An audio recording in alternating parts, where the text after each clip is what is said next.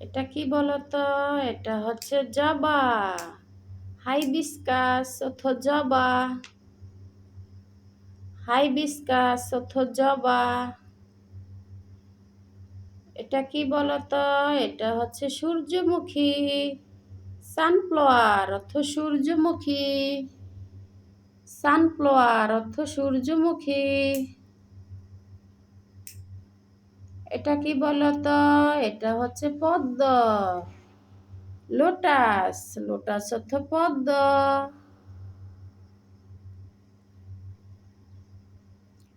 এটা কি বলতো? এটা হচ্ছে শাপলা। ওয়াটার লিলি অর্থ শাপলা।